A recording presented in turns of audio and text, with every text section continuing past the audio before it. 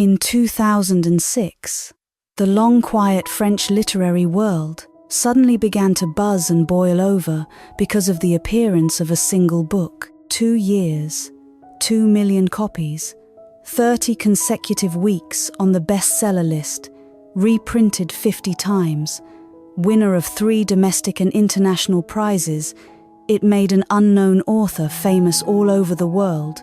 The newspaper Le Parisien hailed it as a national novel, and that book was The Elegance of the Hedgehog, written by the novelist Muriel Barbary. After it became enormously famous, the author herself was deeply surprised that her book was loved so much by readers, because the story it tells, at first glance, does not really seem all that elegant. The main character is Renée, a 54-year-old middle-aged woman. She is plain-looking, slightly hunched, and always appears fierce, like the wicked old witch in a fairy tale. She has no children by her side, and her daily life depends on earning a living by guarding the entrance to an upscale apartment building. Then there is another character, a 12-year-old girl named Paloma. This girl is born into a wealthy family, yet she is always planning to end her own life. One is lowly in status, the other noble and privileged. One is a hired concierge, the other a pampered young lady. These two people seem as though they should have no point of intersection at all, and yet in truth there exists a deep bond between them. A story told in such a way may not seem striking at first, and yet it speaks fully to the hardships and confusion of modern people today.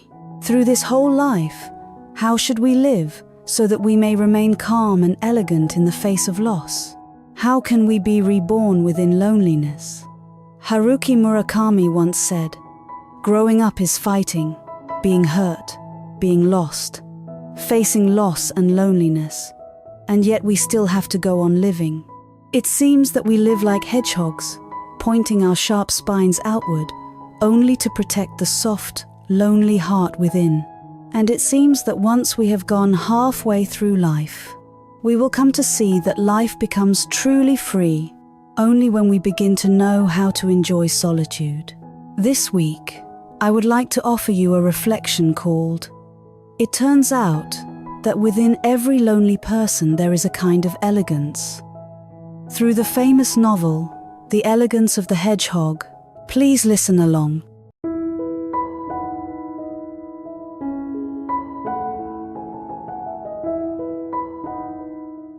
On the road of life, everyone is a lonely traveler. Renée has worked as a concierge for 27 years in an upscale apartment building. The people living there are all figures of high status and education in society.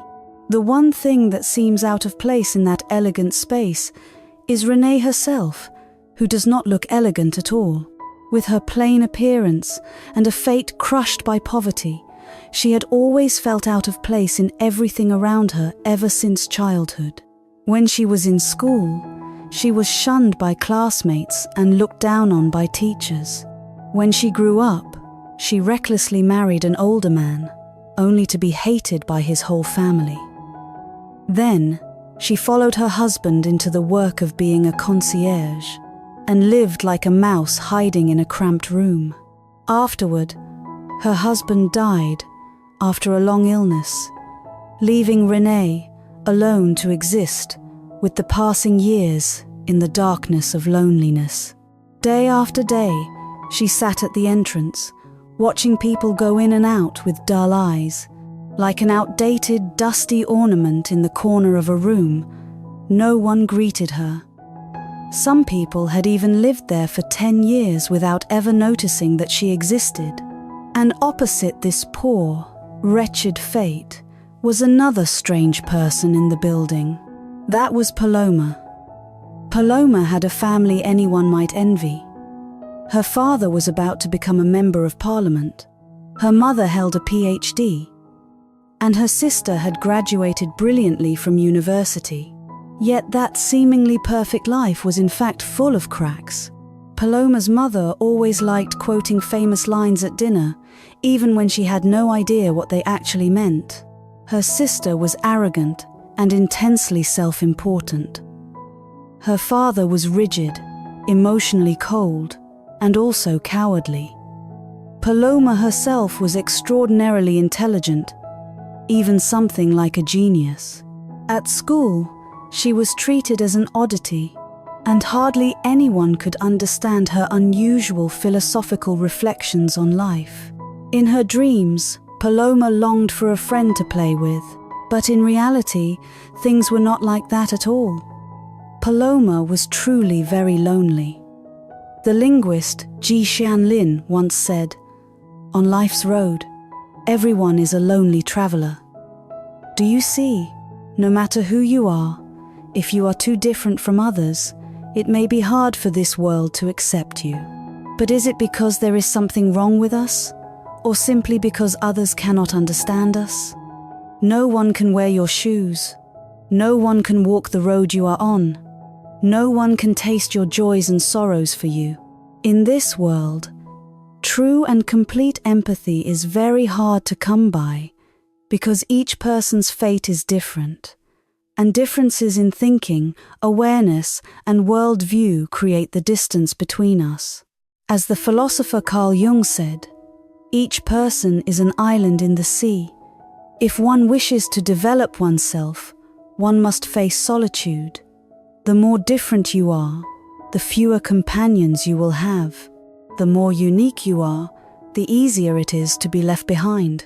And in the end, you too will come to feel that the saying of the ancients was true. The law of this world is birth and death in solitude. Where is there ever truly a companion? Our parents were once the all-powerful superheroes in our eyes, but somehow, at some point, their hair quietly began to turn grey. Each year that we grow older is also 1 year closer to the day we must say goodbye to them. Old friends who once could talk about everything now hesitate even to send a text, afraid of disturbing each other. The older we become, the more clearly we feel how hard it is to find someone who can truly walk beside us forever. Life is like a rehearsal for farewell. We see others off, and then others see us off. People come and go around us, but perhaps very few truly care about us. The friend list on social media keeps growing, and yet there are almost no people there who speak honestly to us. There are nights when we are seriously ill, lying alone on the bed. There are days when work leaves us hurt and humiliated, and we can find no one to confide in. In countless moments of life, the feeling of loneliness rises like the tide, so overwhelming that it seems it could swallow us whole. But you need to understand that loneliness is the normal state of life.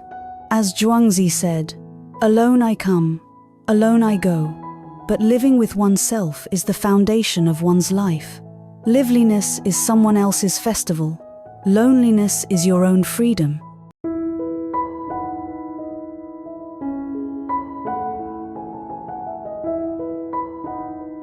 Faced with solitude, either bristle like a hedgehog or dance with it. In the eyes of others, Renee is fat, uneducated, and lives withdrawn with her cat. Every day she does the same dull, repetitive things. Guard the entrance, open the door, close the door, clean, and deliver the mail. Sometimes, she also helps people sweep their apartments or take out the trash. In that elegant residential building, Renee's lowly status makes it impossible for her to live the lofty life of the refined ladies. To outsiders, her life is unbearably boring, spending all day with the television on, watching silly programs, and yet whenever she closes the door, it becomes an entirely different world. Renee takes a bar of dark chocolate, breaks off a small piece and lets it melt slowly in her mouth, drinking tea while reading books. Her cramped and impoverished room has only one proper enclosed space, but she does not use it as a bedroom. She sleeps on a folding chair outside and uses that room as a library, filled with books. Poor as Renee is, she still creates a small library for herself. She is like a hedgehog, concealing her true self and showing others only what they expect to see. Because people think that a concierge ought to be just such a person. And in this way, when she returns to being herself, she is finally free, unconfined, and spared unnecessary trouble. Renee does not hesitate to disguise herself, pretending to be stupid, indifferent, and cut off from everyone except when work requires it. No one would ever suspect that behind the room where the television blares loudly lies a quiet sky of books, where an elegant and lofty soul can roam freely. Renee wanders through her own small world, enjoying solitude, freedom, and contentment. But unfortunately, not everyone can live so closed off as she does. Take Paloma, for example. She sees loneliness as her greatest enemy and swears to fight it. She tries to talk philosophy with her sister, only to be laughed at and told there is something wrong with her head. She tries to integrate with her family, yet feels utterly disgusted when her relatives begin boasting to each other. She goes shopping with her mother, sees elegant women lining up to buy discounted luxury goods, and thinks they are foolish and shallow. She tries to befriend her classmates, but in the end, no one becomes close to her. Paloma, rejected by others, eventually turns herself into the enemy of solitude. Inside this very young girl, there is in truth a sensitivity and subtlety toward the world, yet also the bluntness and mischievousness of a child. At an early age, she has already seen clearly the true nature of upper-class life, as well as her own fragility.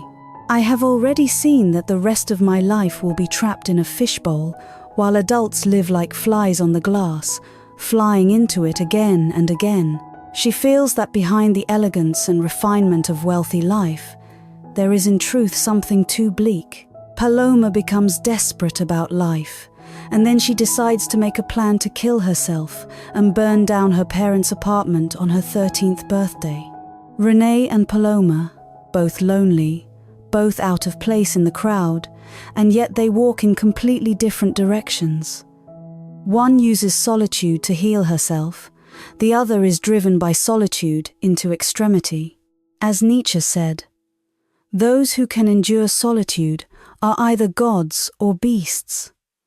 Faced with loneliness, some people place the whole meaning of life in other people, and once the outside world fails to satisfy them, they suffer. But some people learn to be content with their circumstances. Even if no one cares about them, they can still live a wonderful life alone. To resist solitude, fear solitude, and try desperately to be accepted from the outside only ends in driving oneself mad with despair. On the contrary, only by becoming a light in one's own cave can one illuminate the darkness within. Only by integrating loneliness into life can loneliness be forged into an armor strong enough to withstand life's snowstorms.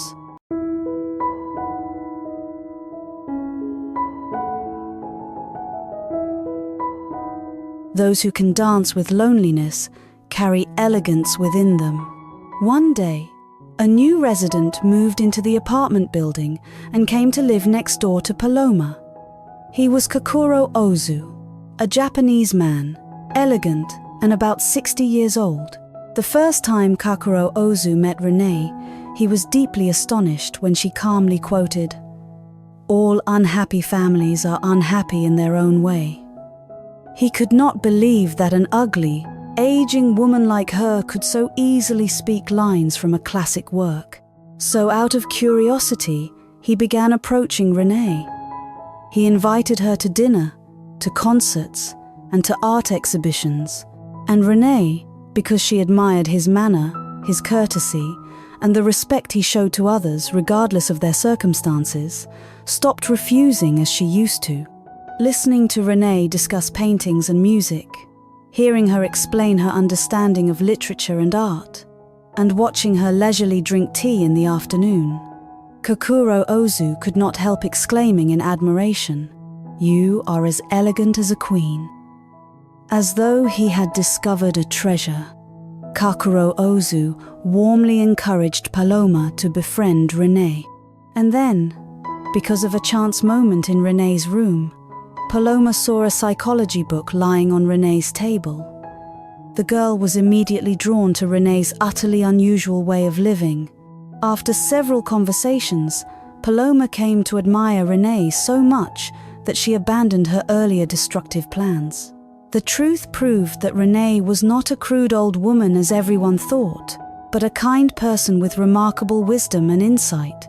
She disliked noise, yet lived with great elegance in her own world. In that quiet and gentle corner, she could find ways to dissolve all anxiety and fear and attain reconciliation with herself and peace of mind. Renée seemed abandoned by loneliness, alone among the crowd, and yet she had learned how to dance with solitude, and it was that dance that made her most beautiful. She was like the desert flower described in the poem The Lonely One, someone who does not bother to reveal her fragrance to the passing breeze because she can bloom on her own, if only to astonish herself. As Schopenhauer said, "Only when a person is alone can he become truly himself." Loneliness rises like the tide, but it is also the moment when the bustle and noise of the outside world recede, just like the tide, drawing back. Only then can we see our true self reflected in the quiet surface of the sea and live the life we desire with confidence.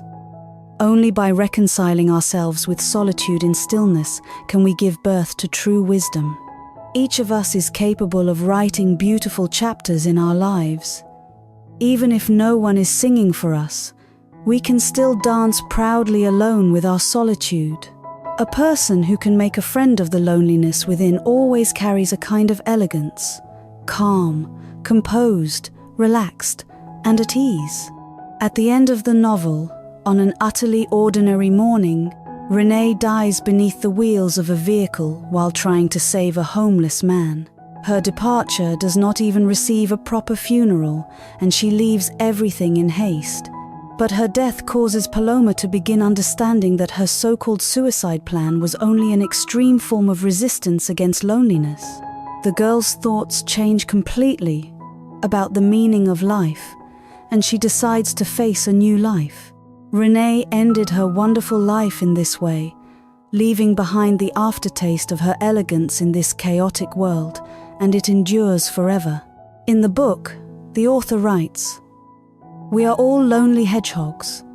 Only when two beings share the same wavelength can they see the unnamed elegance inside the other. Whenever loneliness arrives, we may panic, feel confused, raise our spines, and hide in the shadows.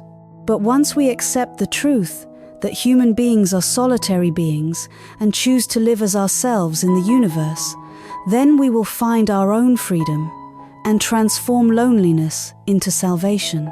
Life is always a solitary journey. Before loneliness comes confusion, after loneliness comes growth. Perhaps there are still times when you feel confused about how to escape loneliness or how to be reborn within it. Then the pages of this novel may offer you an answer. That answer is, treat loneliness as a gift from God.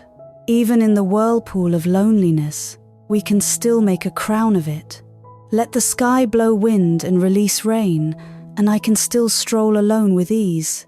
On this journey of life, when we come and when we go, it is only ourselves after all. No one will remain with us forever. A human life is like spring, summer, autumn, and winter. Why should we grieve so much when someone departs? Rather than passively accepting loneliness, it is better to actively receive it and adorn it, so that it may shine like a jewel in life. May both you and I be able to dance with solitude, drink tea with it, read with it, and build a shelter for ourselves within our own hearts. Even when there is nowhere outside to go, we can still return to the richness of our own inner world. Thank you for listening. If you found this video helpful, please share it with those who need it. Give me a like, press follow, turn on the notification bell so you can catch my newest weekly videos. Once again, thank you, and see you in the next videos.